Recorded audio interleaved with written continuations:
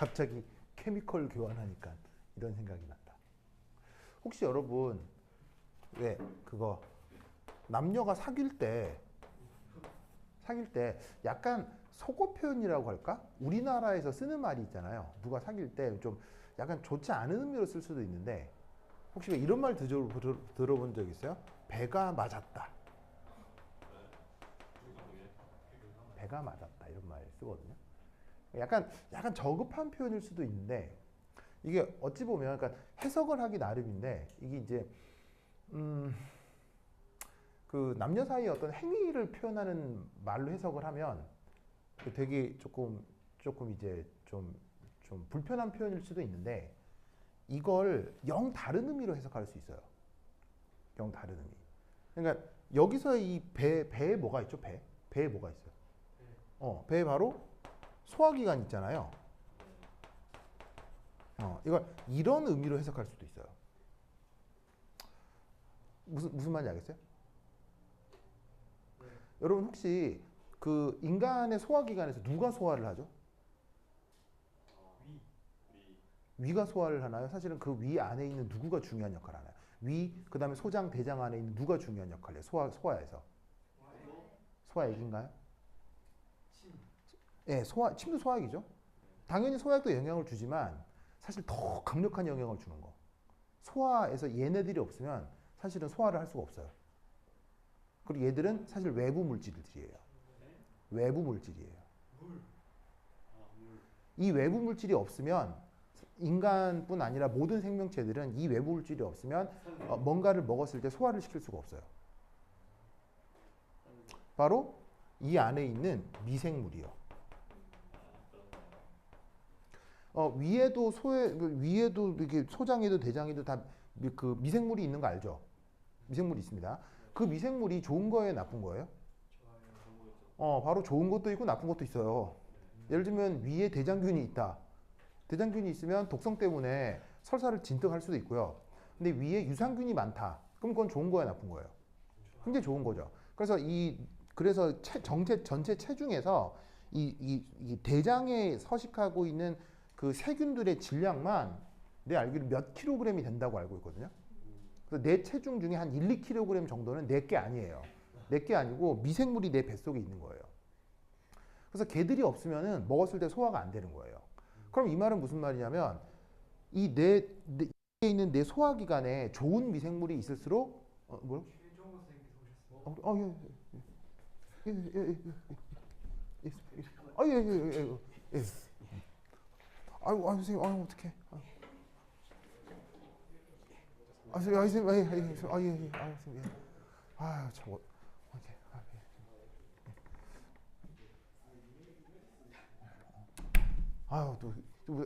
물 선생님 교통사고 난 건 아시죠? 네, 그래가지고 이게 무릎이 다치셨나 봐요. 그래갖고 걷는 게 좀 불편하시잖아요. 예. 그래서 진짜 그게 사고가 나서 어떡해. 어쨌건. 예. 그래서 소화기관에 미생물이 있고 그 미생물의 분포는 사람마다 다 같아요, 다 달라요?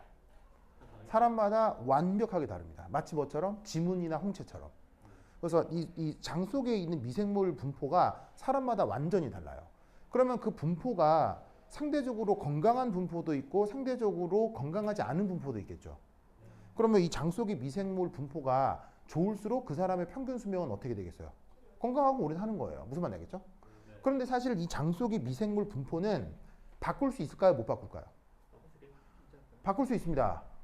어떻게 하면 장 속의 미생물 분포가 좋아지죠? 직접 투여를 하면은 아주 끔찍한 방법 중에 하나는 실제로 이런 시술을 병원에서 해주기도 합니다. 네, 뭐냐면 아주 건강한 사람 있죠. 아주 건강한 사람. 예를 들면은 그 건강 관리나 식단 관리가 엄청나게 잘 돼 있는 훌륭한 운동선수. 굉장히 좋은 운동선수의 똥을 받아다가 그 똥에 미생물이 많을 거 아니에요. 그거를 이식받는 수술도 있어요. 네, 있습니다. 상상이 안 되죠. 당연히 그 똥은 우리가 더럽다고 생각할 수 있지만 그 의학적으로 그 똥에 있는 미생물 분포를 조사를 하는 거예요. 그래서 굉장히 건강한 미생물 분포를 갖는다면 걔를 건강하지 않은 소화기관이 약한 사람한테 이식을 했을 경우 효과가 있다라고 믿는 거예요. 현대 의학적으로도. 생물학적으로. 이제 배를 갈라서 소 대장을 열어서 거기 내벽에 발라요. 그래서 개복 수술을 하는 거예요, 실제로. 그러니까 내 장 속에 집어넣는 거예요. 이게 뭐 그렇게 넣는 건지 똥꼬를 통해서 넣는 건지 모르겠는데 하여튼 어떻게 하여튼 그렇게 수술을 합니다. 뭔 말인지 알겠죠? 그러면 이 내 장 속에 있는 이 미생물 분포는 내 노력으로 바꿀 수 있습니다. 어떻게 하면 좋아지느냐? 정답은 간단합니다. 바른 생활하면 장 속의 분포가 좋아집니다. 진짜로. 바른 생활이죠. 바른 생활이요. 바른 생활이라는 게 뭐냐면 일찍 자고 일찍 일어나고 좋은 거 먹고 운동하면 됩니다. 정말이에요. 그래서 수면 시간도 늦어도 11시 이전. 11시 이전에 자고 그 다음에 5시나 6시에서 일어납니다. 그리고 먹는 것도 인스턴트 음식이나 무슨 말인지 알겠어요? 그런 거 안 먹고요. 엄마가 해준 좋은 밥 혹은 완벽하게 계산된 철저한 천연식 식단 알겠죠? 그리고 적절한 운동 즉 몸이 건강한 사람이 할 수 있는 가장 좋은 바른 생활이죠. 하면 여기가 좋아지는 거예요. 뭔 말인지 알겠죠? 그런데 여기서 놀라운 사실은 이 미생물은 남녀 사이에서 교환이 될까요? 안 될까요? 안 됩니다. 심각하게 교환이 됩니다. 왜냐하면 꼭 남녀가 아닐 수도 있겠구나. 하여튼 사람이 사귀게 되면요.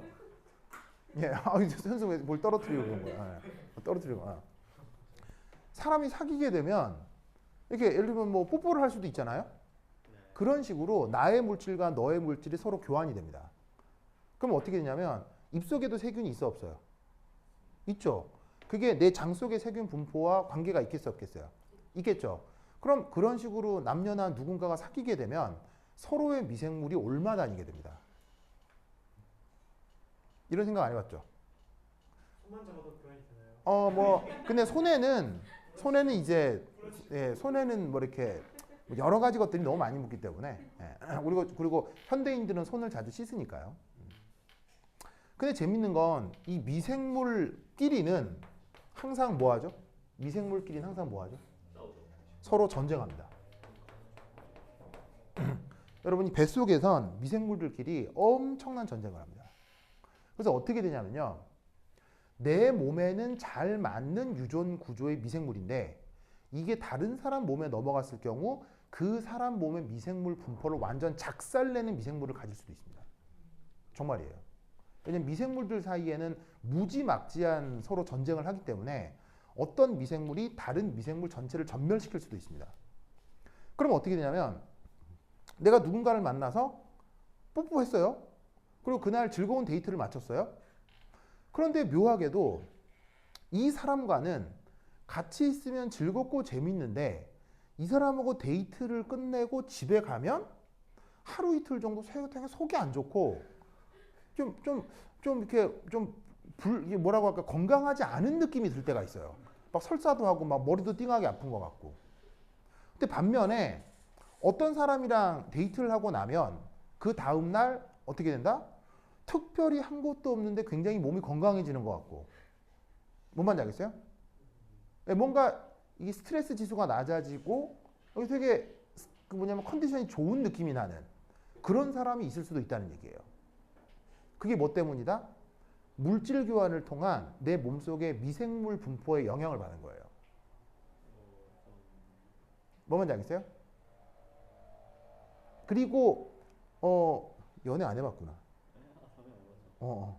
연애를 하게 되면 그 물질 교환은 아주 광범위하고 장시간 동안 아주 오랫동안 이루어집니다. 그래서 그 영향은 진짜 굉장히 지속적으로 나타납니다. 그럼 그런 상태로 만약에 결혼까지 해서 1년, 2년, 3년, 10년 넘게 계속 산다고 해봐요.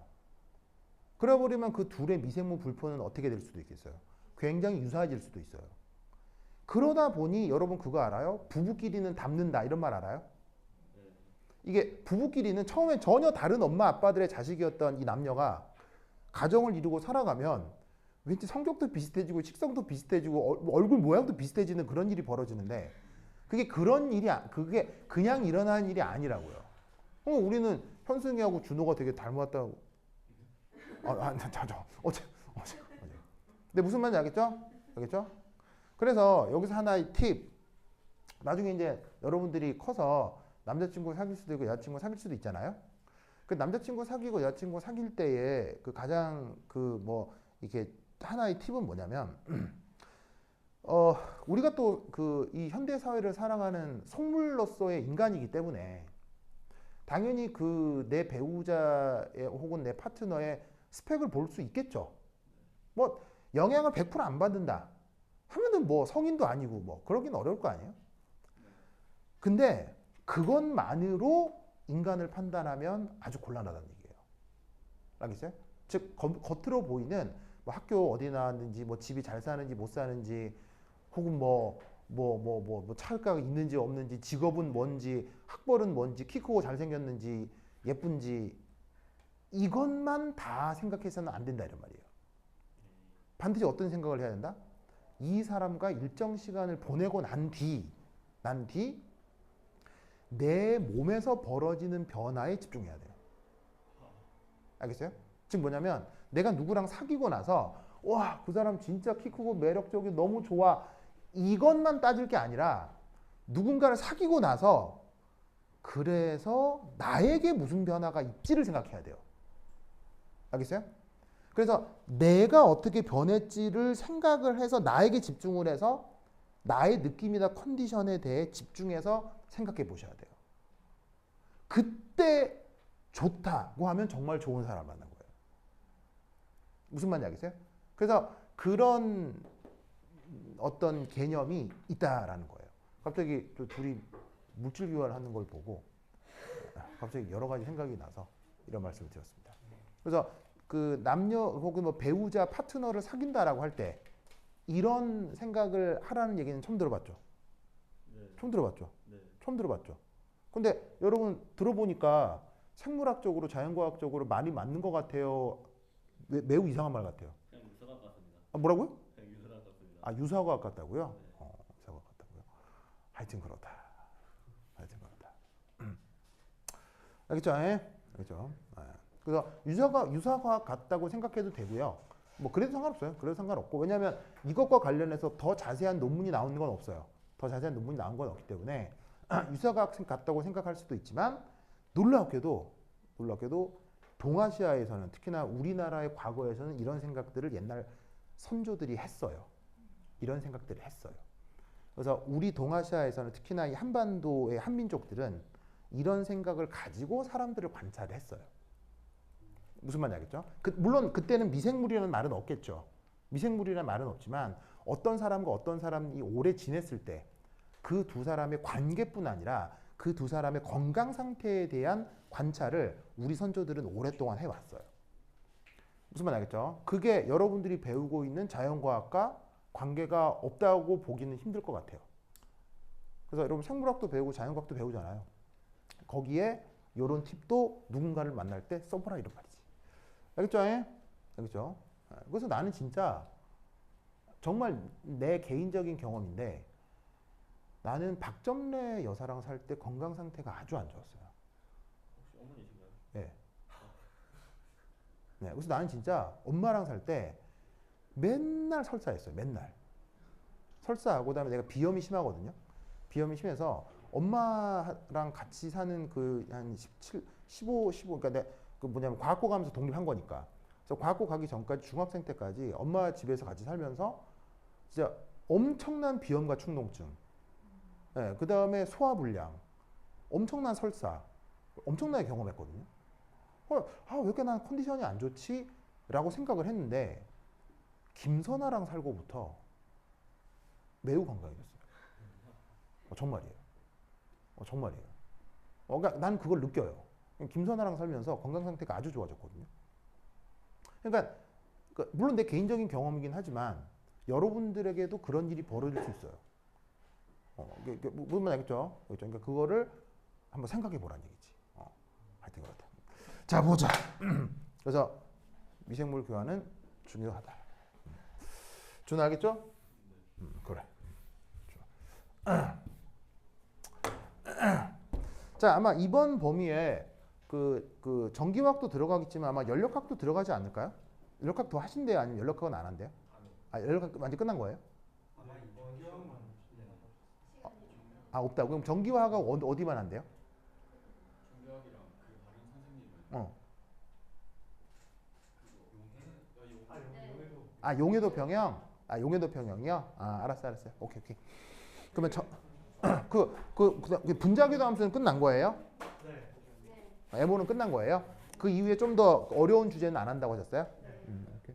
용해도 용해도 평형? 알았어요. 용해도 평형 봅시다. 선생님 제가 진짜 영어를 엄청 못하는데 펀디멘탈이 뭔 뜻입니까? 아, 펀더먼털이요? 펀더먼털이 그 뭐냐면 그거요? 다른 쌤이 하시는 거. 이거 나왔어요, 이것도? 아, 이거 나왔구나. 알았어요. 이거 이거 하고 드릴게요. 오케이. 야, 이 양반은 또 수업자료 이렇게 주시네요. 참. 이 안에 책 한 챕터가 들어있거든, 지금 이거. 책 한 챕터에 있는 거를 그냥 주제만 이렇게 뚝뚝뚝 써놓으셨어요. 책으로 치자면 한 20페이지짜리를 이렇게 하는 거예요. 그리고 말로만 막 수업하셨어요? 수업을 1시간 1시간 했어요. 필기로? 1시간 했어요. 알았어요. 이것도 내가 나중에 한번 볼게요. 땡큐. 됐어. 자, 봅시다. 펀더먼셜은 어떤 뜻이냐면 토대.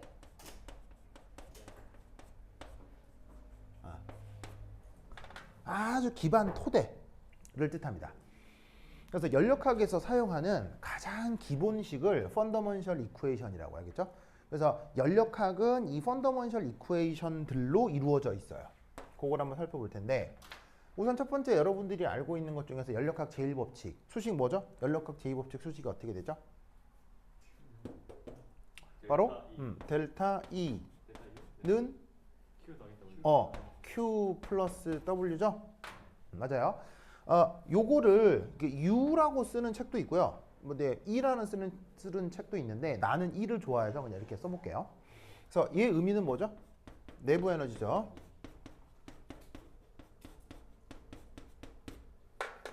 자, 그리고 Q라고 하면 뭐예요? Q. Q는 열이고 그 다음에 여기에 있는 W는 뭐예요? 1이 되겠죠. 그래서 열 변화하고 일 변화가 내부 에너지 변화를 일으킨다라는 게 연력학 제1법칙이고 이 수식은 연력학에서 뭐 증명이 되는 수식이 아니라 가정 같은 거예요. 그래서 이제 법칙이어서 사람들이 경험적으로 그냥 이렇게 생각하는 거기 때문에 연력학 제1법칙을 표현하는 수식이 이거라는 건 그냥 외우시는 거예요. 그렇죠? 이건 수학적으로 증명이 안 돼요. 그래서 내부 에너지 변화는 열 더하기 1. 참고로 이게 화학에서는 이런 표현을 쓰는데 물리학에서는 이런 표현을 써요. 그래서 똑같은 식인데 화학에서는 이렇게 쓰고 물리학에서는 이렇게 써요. 차이점은 뭐냐면 이때의 일은 연구 대상인 시스템의 일 변화예요. 근데 물리학에서는 내부 에너지가 됐건 열이 됐건 다 시스템의 것들을 언급을 하는 거거든요. 요것도 시스템이고 요것도 시스템인데 물리학에서 연력학 제1법칙은 이상하게 관습적으로 내부 에너지도 시스템 거 맞고 열량 것도 시스템 거 맞는데 희한하게도 요놈의 일만 서라운딩의 주변의 일로 가정을 하는 거예요. 무슨 말인지 알겠죠? 그래서 똑같은 식인데 화학에서 보는 관점하고 물리에서 표현하는 관점이 달라서 화학에서는 이게 W 앞에 더하기, 물리에서는 W 앞에 빼기를 써서 연력학 제1법칙을 표현합니다. 하지만 근본적으로는 같다 다르다? 근본적으로는 다 동일한 겁니다. 그죠? 동일한 건데 이게 시스템의 변한 일이냐 서라운딩의 변한 일이냐의 관점 차이 때문에 부호가 다릅니다. 알겠죠? 그러니까 내 개인적인 생각은 물리학이 되게 중요하고 굉장히 잘 체계가 잡힌 학문인데 이거 표현만큼은 화학적 표현이 더 맞지 않나라고 생각해요. 맞다기보다는 조금 더 적절한 게 아닌가 싶어요. 다 시스템 이거 왜 이런지 모르겠어요. 아마 관습이겠죠, 그렇죠? 그래서 나는 앞으로 이 표현을 쓸 거다. 자, 근데 이런 식으로 거시적 표현은 이렇게 쓸 수 있지만 미시적 표현은 어떻게 쓸 수 있냐면 내부 에너지 변화는 열의 변화 더하기 일의 변화 이렇게 써볼 수가 있겠죠. 맞습니까? 맞죠? 이때 얘를 어떻게 쓰느냐?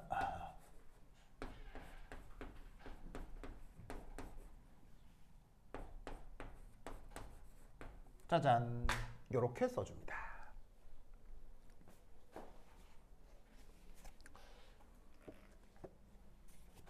그래서 요 시스템의 일 변화를 어떻게 바꾸어 썼냐면 요렇게 바꾸어 썼어요.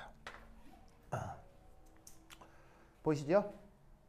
그럼 이때 요것의 의미가 뭐냐? 우선 첫 번째 일, 팽창일. 바로 마이너스 PEX DV 이건데 뭐라고요? DWE. 자, 여기에 뭐가 있냐면 앞에 마이너스 부호가 붙어 있고요. 그 다음에 PEX라고 쓴 게 있는데 이게 바로 외부 압력을 뜻합니다. 자, 이 팽창률은 뭐냐면 시스템의 부피 변화를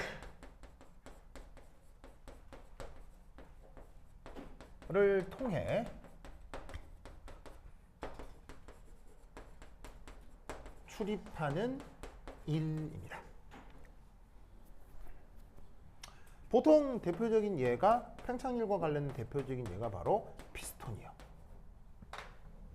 그래서 피스톤에 기체를 놓고 그 기체의 부피가 커지고 작아지고 할 때 일출입이 있다 뭐 그런 식의 문제들을 본 적 있죠? 그때 쓰는 수식이 바로 마이너스 PEX DV입니다. 알겠죠? 그럼 왜 저렇게 표현이 되느냐와 관련된 수학적인 증명 과정이 있겠죠? 증명 과정이 있는데 뭐 그러려니 하고 그냥 외웁시다. 알겠죠? 뭐 이번 시험 뭐 당장 관계된 건 아니니까 그러려니 합시다. 자, 두 번째는 저기에 나머지 부분 얘는 비팽창률입니다. 그 부분을 DWE 이렇게 쓴 겁니다. 즉 여기에 있는 비팽창률의 B자는 안일 B자이기 때문에 요 피스톤 팽창과는 무관한 일을 비팽창일이라고 표현한 겁니다. 이때 여기에 붙은 E는 뭐 줄임말이냐면 extra의 줄임말입니다. extra. extra의 뜻이 뭐예요? 그것이 아닌 혹은 여분의 다른 뭐 이런 뜻인 거잖아요. 그래서 지금 1번이 팽창일이 아닌 일이란 뜻으로 extra work이란 뜻으로 저기 아래 천자 1을 써준 겁니다. 그렇죠? 그럼 얘의 속성은 뭐냐면 요거예요. 부피 팽창과 무관하게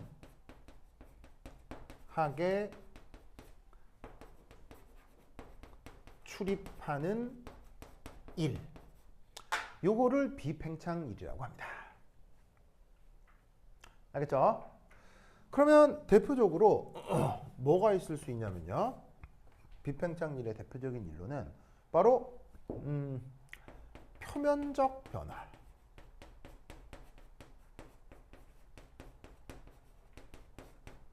표면적 변화. 이런 것들이 대표적인 비팽창일입니다. 자, 뭔 말이냐면 이렇게 생긴 공판대기가 있다고 칩시다. 그럼 이거 자꾸 이렇게 쭉 늘리면 늘려지잖아요. 그럼 이렇게 쭉 늘어질 때 이거 가만히 있는데 혼자 늘어나요? 내가 일을 했으니까 늘어나는 거예요. 내가 일을 했으니까 늘어나는 거잖아요. 그럼 내가 일을 해서 늘어난 거지만 얘가 늘어난다고 해서 이 녀석 부피는 변해요, 안 변해요? 자, 고무가 늘어났을 때 얘 부피 변해요, 안 변해요? 안 변하겠죠. 왜 안 변하겠어요? 밀도가 그대로일 테니까요. 무슨 말 알겠어요? 밀도 그대로고 고무가 좀 늘어났다고 해서 예를 들면 여기서 쭉 당겨가지고는 막 100만 킬로 늘었어. 그럼 이제 여기 분자 구조가 약간 변형이 될 수도 있겠지. 하지만 뭐 끼케야 뭐 요 정도 늘린다고 해서 이 내부의 화학적인 구조까지 바뀔 리는 없잖아요. 그러니까 한 이쯤 늘렸다고 해서 얘네 밀도가 변한다. 그건 아닐 거고. 당연히 질량도 안 변할 거고. 밀도 그대로 질량 그대로일 테니까 얘 부피 변해요, 안 변해요? 늘어난다고 하더라도. 부피 안 변하죠? 그래서 표면이 늘어나는 일 출입은 뭐가 일어나지 않는다? 부피 변화가 일어나질 않아요. 그래서 이 표면적인 변화는 그런 일들이 비팽창일의 대표적인 예고요. 현승거스 알겠죠? 그 다음 대표적인 게 바로 electric work이에요.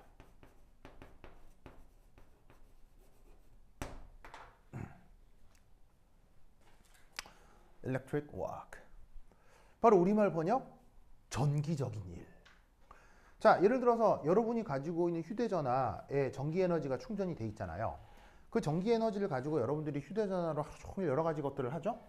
그럼 그게 여러 가지를 해가지고 전기가 그 안에 있는 배터리에 있는 전기 에너지가 다 방전이 됐다고 쳐요. 그랬더니 갑자기 전기 에너지가 방전이 됐더니 갑자기 전화기가 뚱뚱하게 불었어요. 자, 그렇게 돼요, 안 돼요? 그럴 리가 없잖아요. 즉 전기적인 일출입이 된다고 하더라도 그 물체의 부피는 변한다, 안 변한다? 아니, 변합니다. 무슨 말 알겠죠? 그래서 사실 비평창일에 가장 유명한 예시가 누구? 비평창일의 가장 유명한 예가 그게 바로 일렉트릭 워크입니다. 무슨 말 알겠죠? 그래서 사람들은 약간 오해하는데 DW의 E를 일렉트릭 워크의 E라고 생각하기도 해요. 왜냐하면 사실 비평창일에 제일 유명한 게 전기적인 일이니까요. 무슨 말 알겠죠? 그래서 요 일 출입에다가 일 변화를 팽창일과 비팽창일 두 개로 구분을 해 놓은 거예요. 뭐 뭔지 아시겠죠? 그렇죠? 오늘을 그렇게 해두시기 바랍니다. 오케이, 됐다. 그 다음 세 번째. 여기서 이제 또 하나 생각해 볼 건 요 과정에서 가역적일 경우 우리는 여러 가지 생각을 해볼 수가 있는데 가역적일 경우 첫 번째가 이게 되겠습니다. 저기에 있는 DQ가 뭐로 표현되냐면 TDS가 됩니다. 저기 가역이란 말이 있는데 가역을 영어로 어떻게 쓰죠? 레버시블이라고 쓰거든요. 그 가역 조건에서 열량 변화라서 여기다가 REV 이렇게 쓸게요. 가역적인 경우에 열 출입. 그거는 뭐로 표현되냐면 바로 그 녀석의 엔트로피 변화로 표현이 될 수 있습니다. 알겠죠?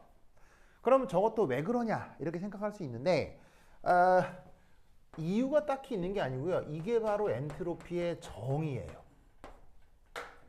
엔트로피가 바로 뭐냐면 가역적인 열량 변화로 정의되는 게 가역적인 열의 변화로 정의가 되는 게 바로 엔트로피예요. 고전역학적으로. 그래서 어떻게 되냐면 정의에 따라 만약에 가역적일 경우 열량 변화는 TDS로 바뀔 수가 있어요. 알겠죠? 그리고 이제 여기에 있는 가역적일 경우 또 하나 알아두실 거 PEX가 바로 P가 됩니다. 자, 앞서 이 PEX가 누구의 압력이라고 그랬어요? 누구의 압력? 외부 압력이라고 했죠?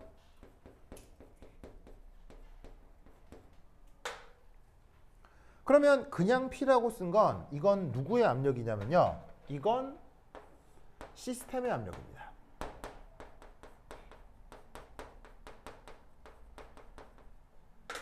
내 외부 압력은 확실히 다른 거고 상황마다 달라질 수도 있지만 가역이라고 할 경우에는 내부 외부 압력이 같은 조건을 의미하는 겁니다. 무슨 말 알겠죠? 알겠죠? 그래서 그것을 여기에 적용합니다. 그럼 이때 저 표현을 어떻게 바꿀 수 있냐면 DQ를 어떻게? TDS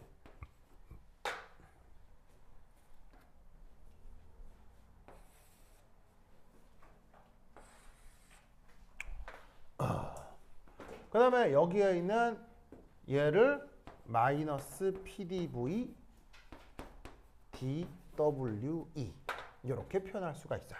그래서 여기에 있는 이 외부 압력이었던 자리를 내부 압력으로 바꾸는 거예요. 무슨 말 알겠죠? 그렇죠? 그리고 재밌게도 얘는 어떤 조건에서 얘를 이렇게 바꾼 거예요? 어떤 조건에서? 가역적인 경우 이 표현을 이렇게 바꾼 거 아니에요? 그죠? 근데 아주 놀라웠게도 이 수식은 비가역 과정에서도 성립합니다. 뭘 가정하고 만들어낸 수식이에요? 가역을 가정하고 만든 수식인데, 유도한 수식인데, 저 수식은 놀랍게도 가정하지 않은 비가역 과정에서도 적용이 됩니다. 왜일까요? 이상하죠? 가역이라고 해놓고 가역 아니어도 돼 이러는 거 아니에요? 무슨 말이겠죠? 왜일까요? 민서거스 왜일까요? 해보니까 됐다. 좋아요. 준호거스 왜일까요? 준호야, 동생은 지금 재밌게 놀고 있대요? 뭐 연락 안 해봤어요? 시차가 달라서요. 지금 지금 2주일째 아니에요? 네. 일주일째예요? 언제 이번 주에 갔구나. 그렇구나. 그럼 미국에만 간 거예요, 다들? 네. 미국에만 간 거예요? 저 다민거스 막 따라가고 싶은 어떤 그 욕구가 눈에 막 환한데요, 지금? 나도 가고 싶은데 막 그래. 그래. 알겠습니다. 그래. 카톡이라도 한번 해보세요. 그래? 알겠습니다. 누가 보면 뭐 따로 사는 줄 알겠어요? 그래? 알겠습니다. 네. 그래요. 좋아. 자, 그럼 저 수식은 왜 비가역 과정에서 성립할까요? 도움거스 왜?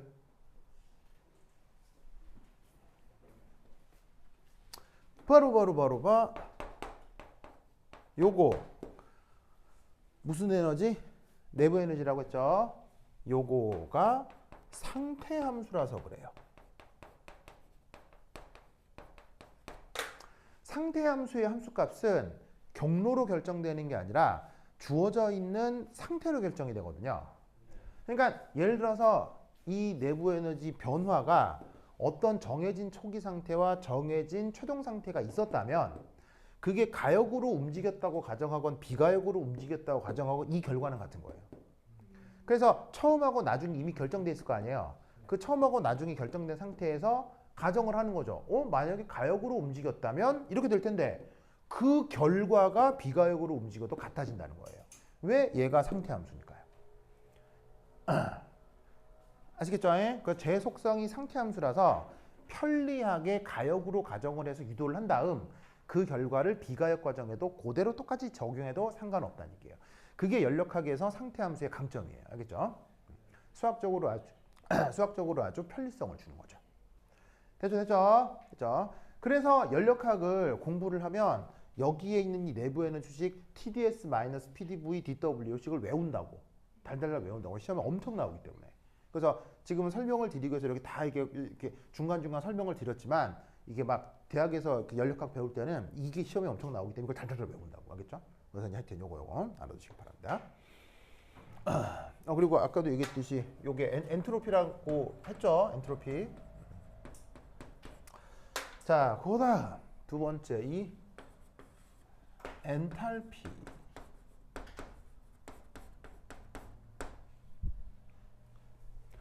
자, 여러분 엔탈피 어떻게 써요?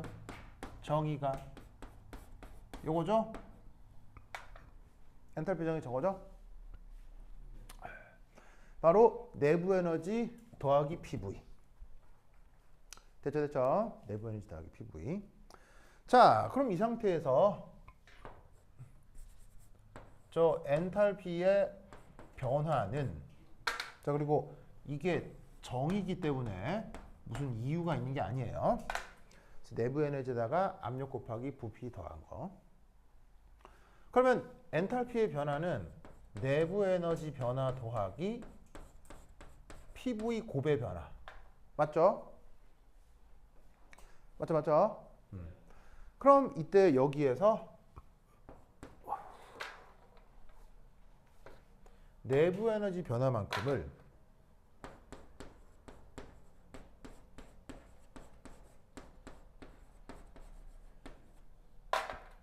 이렇게 쓸 수 있죠? 맞나요? 왜? 여기 쓰니까요. 그럼 뒤에 있는 애는 곱의 미분이니까 이렇게 쓸 수 있고요.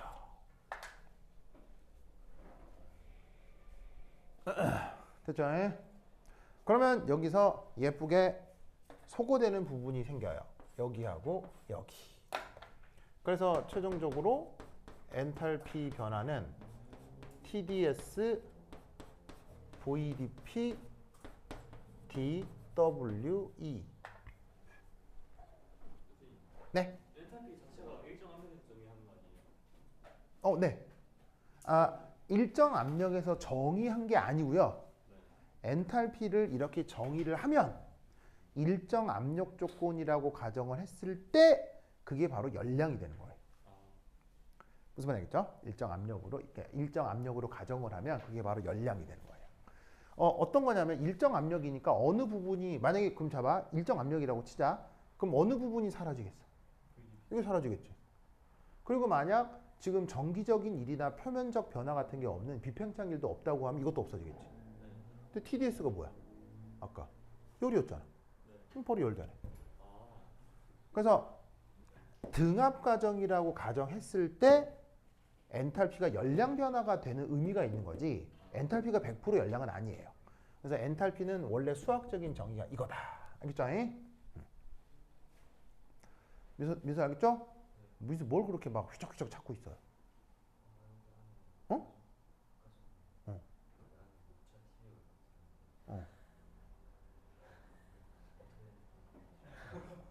그래요. 자, 그 다음 세 번째 바로 깁스 에너지. 자, 여러분 깁스 에너지 어떻게 정의합니까?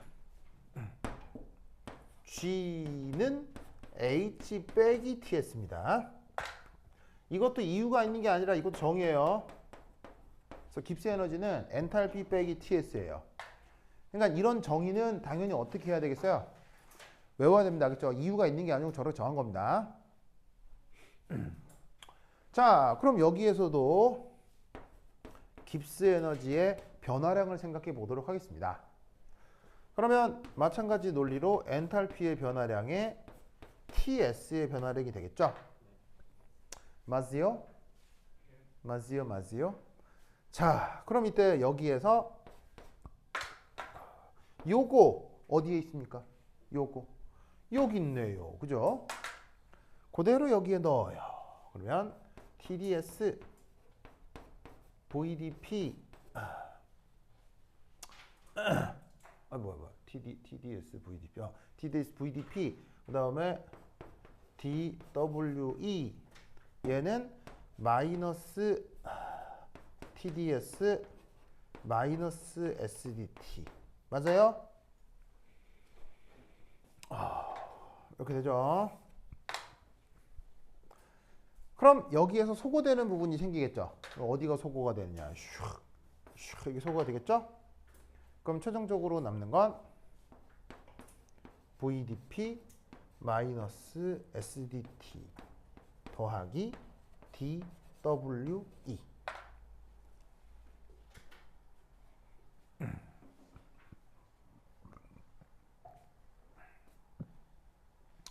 됐죠? 됐습니까? 됐죠? 편성됐어요? 저렇게. 그래서 지금 최종적으로 나와 있는 요 관계식 있죠? 요거 이거를 펀더먼셜 이쿠에이션스라고 하는 거예요.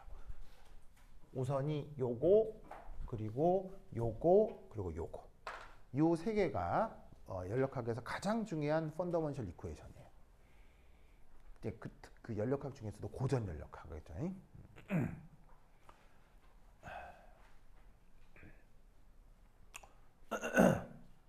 좋아. 자, 됐습니까? 됐죠? 자, 그런데 이때 이제 우리가 하려고 하는 건 어디 갔어? 전기화학이니까 전기화학적인 얘기를 좀 해보면 자, 여기 줄게요.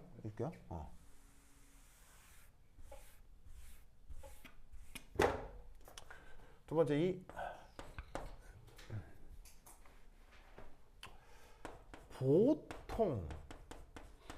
보통의 전기화학적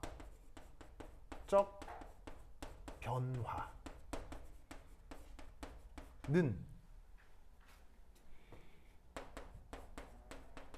등온, 등압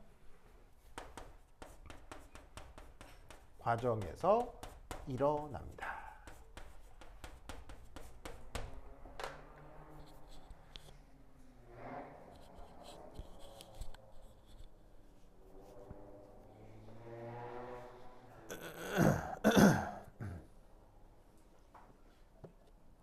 자, 뭔 말이냐? 여러분, 보통의 전기화학적 변화 뭐 얘기하는 거겠어요? 여러분 휴대전화 쓰는 거요. 여러분 휴대전화 쓰는 거, 그 휴대전화 안에 배터리에서 아주 전기화학적인 일이 벌어지는 거 있죠? 그래서 그 휴대전화 안에서 벌어지는 전기화학 변화에 대해서도 이번 시험에 나올 가능성이 있어요. 아마 요 프린트 끝나면 뭐 리튬 아이온 배터리 뭐 이런 것들 납축전지 이런 거 나오는 부분이 있긴 할 거거든요. 뭐 아마 이번 시험 나왔나? 이번 시험에 그건 안 나왔지. 어쨌건. 그래서 어쨌건 그 보통의 전기화학적 변화라는 게 여러분들이 휴대전화 사용할 텐데, 여러분 물론 휴대전화를 오래 사용하게 되면 뜨거워지죠. 그거는 이제 전기화학하고 관계는 없어요. 왜냐면 휴대전화 오래 사용해서 이게 열나는 건 뭐 때문이냐면, 얘가 휴대전화 오래 사용하면 그 내부에 그 전류가 계속 돌아다닐 거 아니에요. 그 전류가 그 휴대전화를 그 기계적으로 구성하는 내부 회로를 돌면서, 그 여러분들이 물리 시간에 들어봤을 거예요. 그 왜 내부 저항. 그 내부 저항을 지나면서 그게 일부 전기 에너지가 열 에너지로 변하는 거니까 전기화학하고 그 내부 저항에 의한 발열은 관계가 없어요. 알겠어요? 그러니까 그런 걸 무시하려고 한다면, 예를 들어서 전화기를 열고 통화를 짧게 한 거, 짧게 통화를 하고 끊었다고 쳐봐요. 그때 휴대전화 온도 딱히 변해요? 뭐 그냥 별 느낌 없어요. 느낌 없죠? 등온. 무슨 말인지 알겠죠? 그리고 휴대전화 잠시 쓰고 껐어요. 그때 갑자기 전화기, 내가 전화를 딱 끄자마자 갑자기 열대성 저기압이 불어가지고 막 토네이도 불어가지고 막 이 통을 끊자마자 사람 2만 명 한꺼번에 막 전멸하고 막 진짜 이런 일 벌어져요, 안 벌어져요? 그럼 그러면 안 되잖아요. 그럼 어떻게 돼? 내가 휴대전화를 쓴 한 2, 3분 이후에 주변의 압력 딱히 변해요, 안 변해요? 무슨 말인지 알겠죠? 그러니까 이 조건이라고 하는 건 사실 아주 특수한 조건이에요. 굉장히 보편적인 거예요. 굉장히 보편적이에요. 그래서 전기화학적 변화를 생각을 할 때는 등온, 등압을 가정하는 게 아주 편리하다고요. 무슨 말 알겠죠? 그러면 등온, 등압의 의미가 뭐냐? 바로 압력 변화도 없고 온도 변화도 없고. 아시겠죠? 그러면 이때 깁스 에너지 변화에 어떤 말을 쓰냐면 PT 라는 말을 쓰는데, 이거이 등압, 그 다음에 요거이 등온. 알겠죠?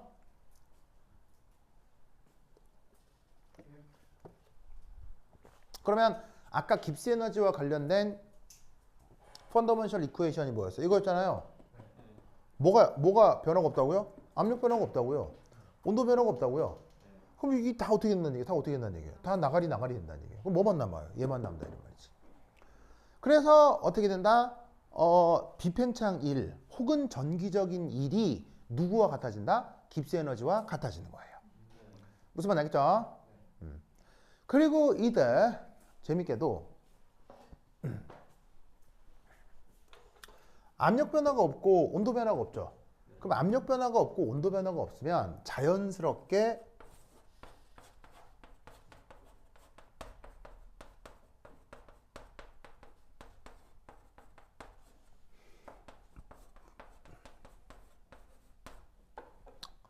가역 과정이 됩니다.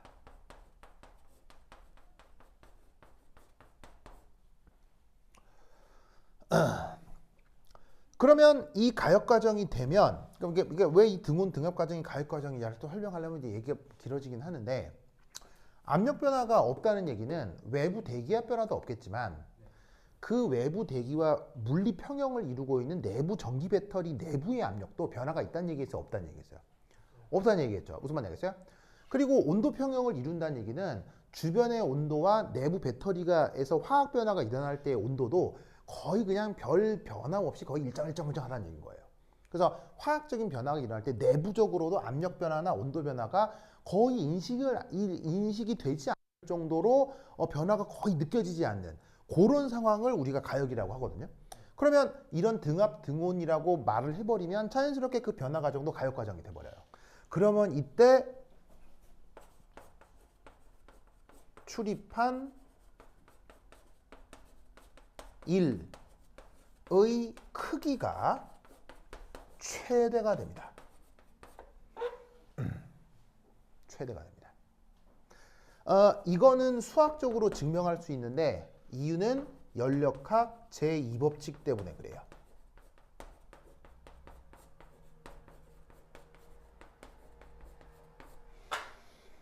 그래서 연력학 제2법칙을 활용하면 그 등온 등압의 가역 과정에서 출입한 일의 크기가 가장 커집니다.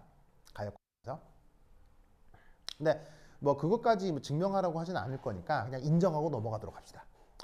그래서 이때 어떻게 된다? 등온 등압이면 자연스레 레바시블 가역 조건이 되고 그 가역 조건에서 출입한 일의 크기가 맥스 최대가 되는 겁니다. 그래서 어떻게 된다? 등온 등압 과정에서의 깁스 에너지 변화는 그 전기 화학적으로 뭐냐면 구동되는 시스템의 최대 일이 되는 겁니다. 알겠죠? 그걸 줄여서 맥시멈 넌 익스펜전 웍이라고 해요. 혹시 뭐에 비해서 최대라는 다시 뭐라고요? 최대가 뭐에 비해서 이 가역 조건이 아닐 때. 근데 전기화학을 과정을 할 때는 항상 전기화학을 가정을 할 때는 항상 가역으로 가정을 하거든요. 물론 모든 전기화학적의 실제적인 변화가 가역은 아니지만 가역이라고 가정을 해야 수식을 동원해서 편리하게 표현을 할 수가 있어요. 그래서 여러분들이 맞닥뜨리는 모든 전기화학적 일은 가역적으로 벌어진다라고 가정을 하는 거예요. 그래서 가역이라고 가정을 해버리면 연력학 제2법칙을 동원을 했을 때 그때 출입한 일이 최대가 되니까 그때 출입한 정기적인 일도 최대가 될 거야 라고 말을 만들어 붙인 거예요. 그리고 그 가역은 보통 언제 달성이 되냐면 등온 등압 조건에서 가역이 자연스럽게 달성이 돼버려요. 그래서 등온 등압 조건에서 가역으로 구동된다라고 생각을 한다면 그 전기화학적인 일은 그 배터리가 낼 수 있는 최대 일이 출입하고 있는 상황일 거다라고 말을 만드는 거지. 그거를 줄여서 맥시멈 넌 익스펜전 웍이라고 하는 거예요. 그래서 우리말 번역은 최대 비팽창 1. 알겠죠? 그 최대 비팽창 1. 자, 최대 비팽창 1이 결국 누구랑 같다? 깁스 에너지 변화와 같다를 외워라. 알겠죠? 저거를 외워라. 좋다. 저거를 외워라.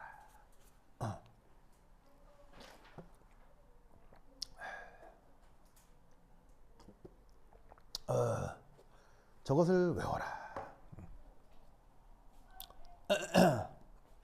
아이고, 좋다.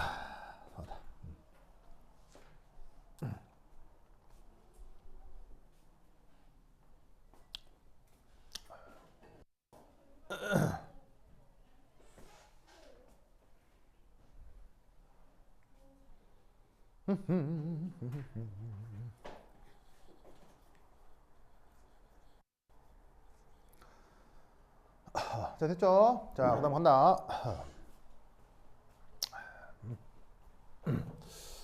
자, 어디를 지울까? 저기 줄게요. 여기다 지워줍니다.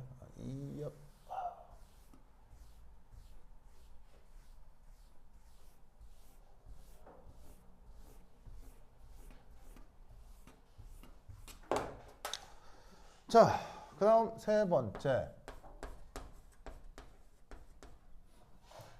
electric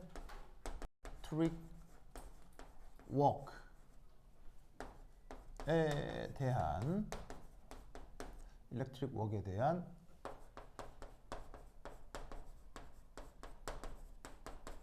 전기화학적 표현.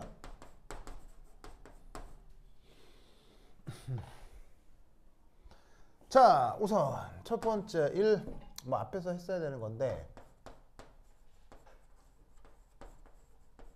패러데이 상수라고 있죠. 패러데이 상수의 뜻이 뭐예요? 전자 일모를. 그렇지. 도훈 교수 왜 이렇게 잘해요? 응? 좋습니다. 어제 했다고 잘했어. 자, 얘는 뭐냐면 전자 1몰의 전하량이죠. 그래서 얘를 어떻게 표현하냐면 보통 이제 대문자 F 이렇게 쓰고 전자 1몰의 전하량이니까 정하는 거지.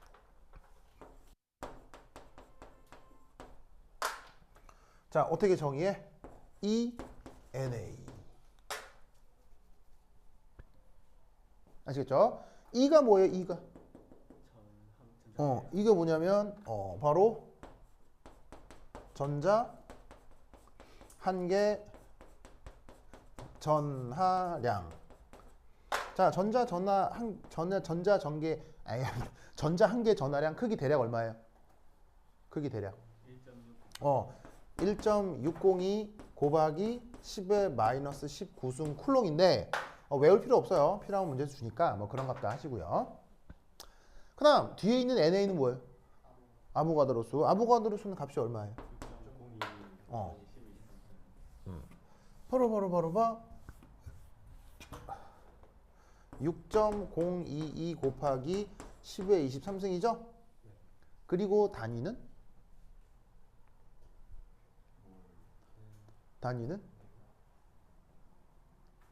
없나요? 몰의 역수. 아보가드로 수의 단위는 몰의 역수입니다.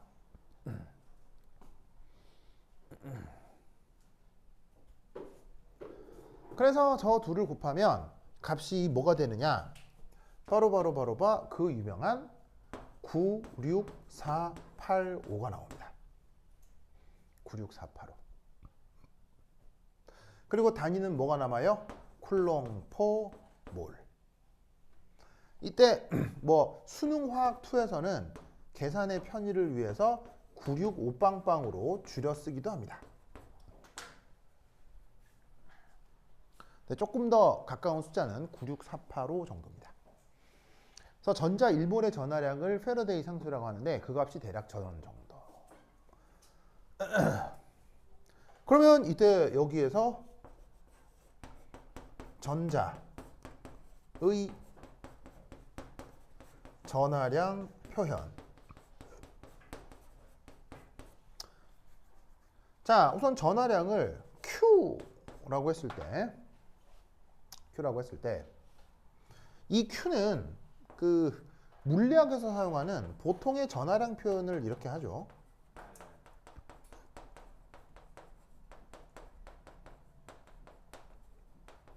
그걸 화학적인 표현으로는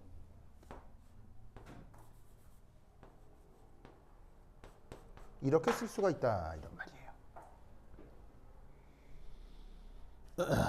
자, 이렇게 쓸 수가 있습니다.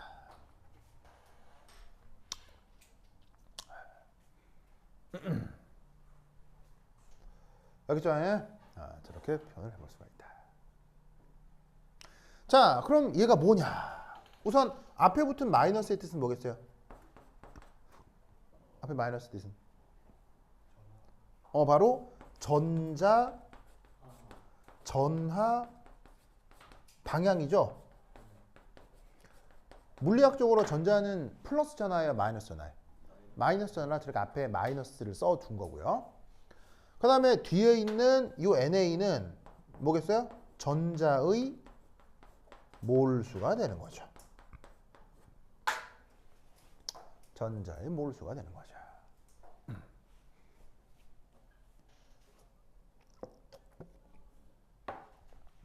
무슨 말 알겠죠? 전자의 이제 몰수가 되는 거죠. 그리고 뒤에 있는 F는 뭐예요? F. 이거. 그럼 만약에 어떤 화학 반응이 진행이 됐는데 전자가 1몰만큼 반응을 했다. 그럼 전자가 1몰만큼 반응을 해버리면 여기에다가 1몰 하면 1 곱하면은 그때 흐른 전하량이 9648호 쿨롬이다. 이렇게 생각을 할 수가 있는 거지. 수능 알겠죠? 알겠죠? 그러면 이것으로부터 바로 세 번째 WE. 자, 여기서의 E는 electric.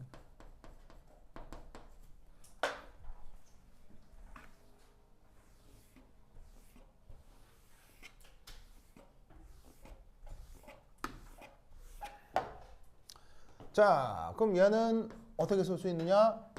QV 이렇게 많이 쓰죠. QV. 자, Q가 뭐라고요? Q. 물리학에서 사용하는 보통의 전하량 표현. 그리고 V가 뭐냐면 내가 빨간 거 어디였지? 저기 있구나. 이 V가 바로 전위차. 혹은 우리가 다른 말로 전압이라고 하는 거. 그럼 여기에 요 Q를 어떻게 쓰고요? 마이너스 NEF 이렇게 쓰고요. 그 다음 요 전위차를 E라고 써줍니다. 이때 E는 내부 에너지가 아니고요. 전위차의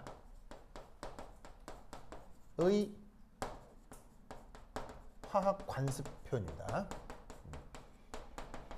그래서 학문 체계마다 관습이 좀 달라서 물리학에서 V라고 쓰는 걸 화학에서는 관습적으로 E라고 씁니다. 물리학에서는 또 E를 뭐로 쓰기도 해요? 전기장세기로 표현을 하죠. 그래서 이렇게 학문마다 관습이 좀 달라가지고 알겠죠? 그렇죠? 논리를 그거 기억해 두시기 바랍니다. 오케이, 됐다. 저기 됐죠? 이거 됐죠? 자, 그 다음 뭐 할 것이냐? 1, 2, 3, 1 표현. 그다음에 maximum electric work. 그다음에 내가 electric work 했고 4.2 내려스티브 4.2 오케이. 자, 그럼 이때 4.2하고 4.2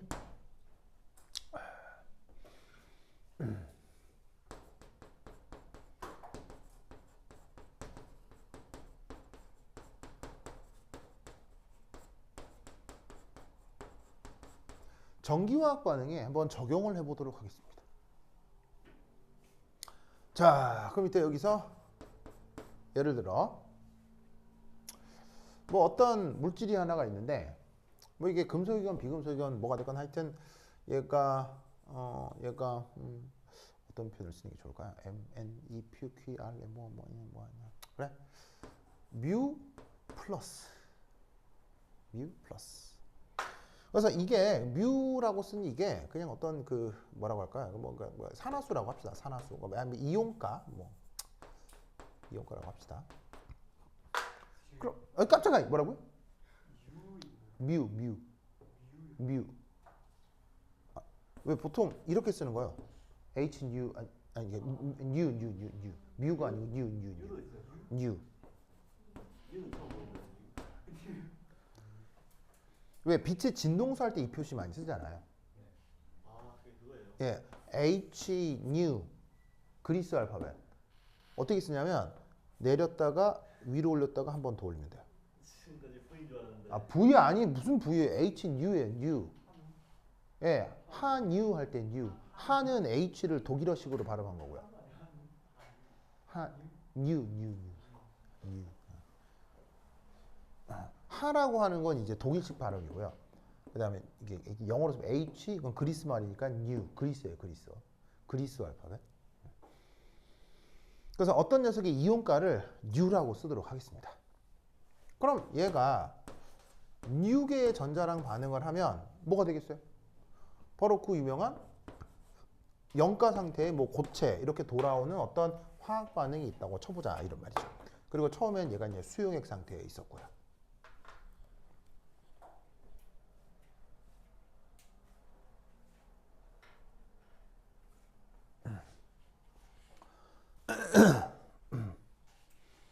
자, 그 밑에 여기에서 저 물질 M의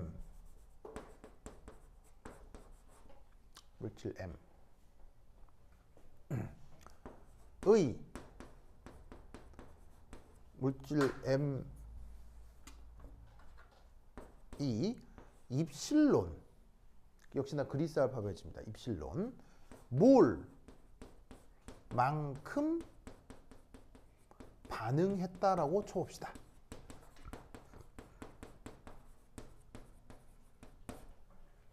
입실론 몰만큼 반응했을 때.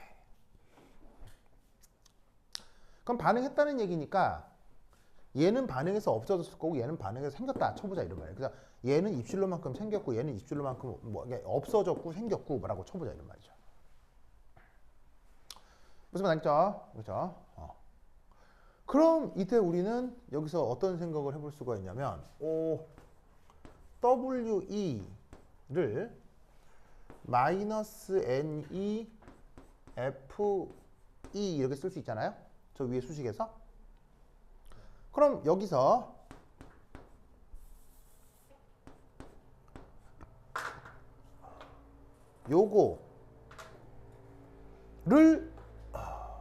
요거를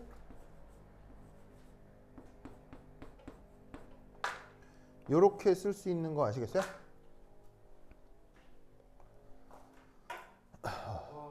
입실론만큼 반응했다고 하시는 물질이 입실론만큼 생겼다고 치자 이런 말이에요. 그럼 화학 양론 계수가 1대 뮤 대 1이잖아요.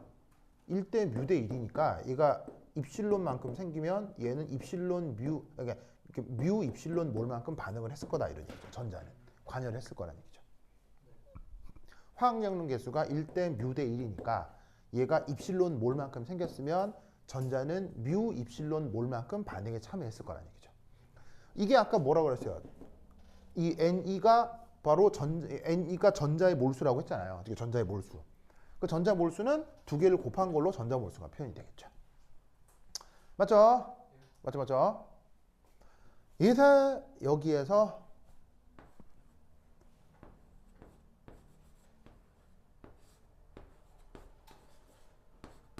얘는 그럼 어떻게 표현할 수 있겠어요? 마이너스 뮤 F E 맞아요? 맞죠? 명심할 건 여기에 있는 이 뮤가 뭐라고요? 다시 한번 정의하면 관여한 전자의 화학 양론 계수가 되는 거죠. 아셨죠? 왜냐하면 이 주어진 어떤 화학 반응에 대해 전자에 붙은 화학 양론 계수가 뮤인 거 맞잖아요. 명심할 건 이때 이 뮤는 다시 한번 얘기하면 전자 몰수가 아니에요. 전자의 몰수 아니에요. 그렇죠? 화학 양론 계수인 거야. 그렇죠? 그러면 여기에 있는 이 뮤라고 하는 녀석의 단위는 뭐겠어요? 단위. 스무거스. 얘 단위가 뭐겠어요? 얘 단위는 뭐예요? 자, 다시 한번. 이때 이 녀석의 단위는 뭐예요? 몰이죠. 몰수니까요. 무슨 말이에요? 몰수니까요. 근데 이때 단위는 뭐예요? 이때 단위는? 없지요. 계수라니까요. 1대 뮤 대 1 할 때 그 1, 뮤, 1 그게 무슨 단위가 있어 없어요? 화학 양론에서 계수는 단위가 없죠. 저 누구야? 저기 뭐야? 저 다음 코스 좀 힘들죠? 네. 힘들죠? 저 몇 시야?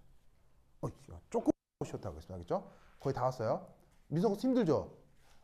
아 괜찮아요? 어? 아 힘들어. 그래서 요거만 하고 있다 쉬었다 할게요. 자 저까지 이해했어요? 다 왔어요. 다 왔어. 이거 됐죠? 됐죠? 그러면 이것으로부터 자 여기 줄게요. 아니 어디? 아 여기 줄게요. 지우사.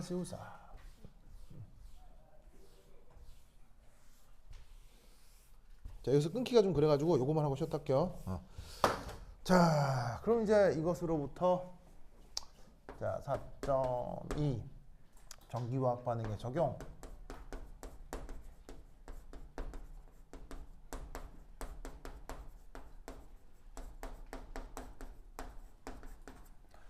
에서 2 저기 아이씨 여기 괄호 1이겠구나. 그다음에 괄호 2. 자 괄호 2는 제목이 떠오르지가 않네요. 제목이는 괄호 2는 그렇지. 바로 리액션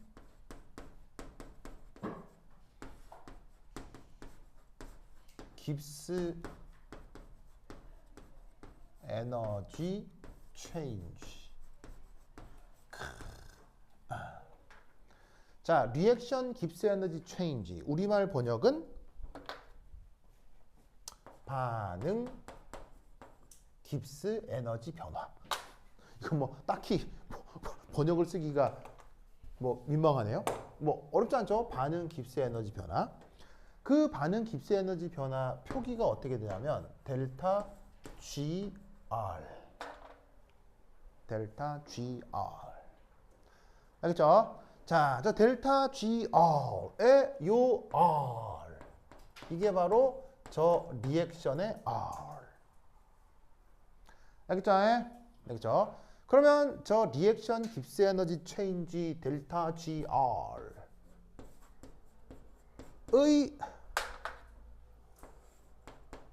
정의가 뭐냐? 정의. 그게 바로 D, G, PT, D, 입실론이에요. 리액션 깁스 에너지 체인지의 정의가 바로 저거예요. 자, 뭐냐면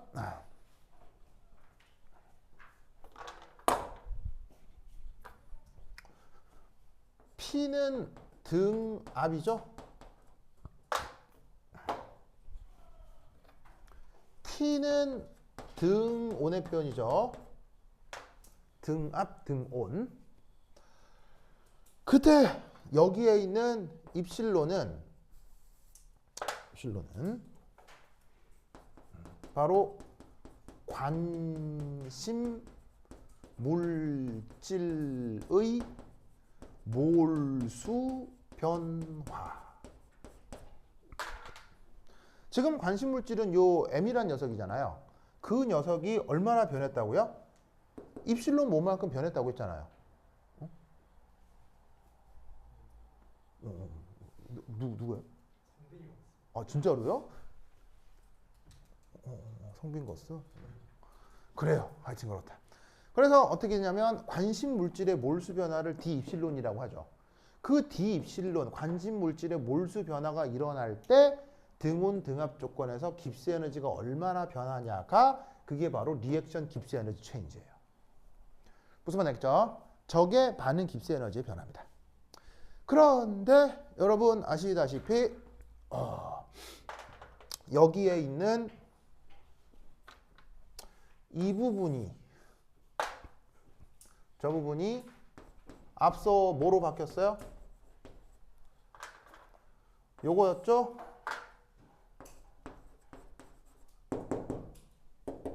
맞죠? 맞습니까? 그런데 이 내부 여기 뭐냐면 보시다시피 일렉트릭 웍에 대한 또 관심 물질 변화의 변화율이 그게 또 아까 앞에서 어떻게 바뀌었습니까? 마이너스 뮤 F2로 바뀐 거예요. 무슨 말 알겠죠? 그래서 여러분들이 반드시 암기해야 될 수식 델타 GR은 마이너스 뮤 FE 반드시 외우셔야 됩니다. 알겠죠? 그래서 리액션 깁스 에너지 체인지는 마이너스 뮤 FE 됐죠? 됐죠? 이 논리를 쿡쿡 기억해 두시기 바랍니다. 오케이, 됐다. 됐죠, 됐죠? 그러면 한 10분 쉬었다 하도록 하겠습니다. 화장실 갔다 오세요. 오, 70.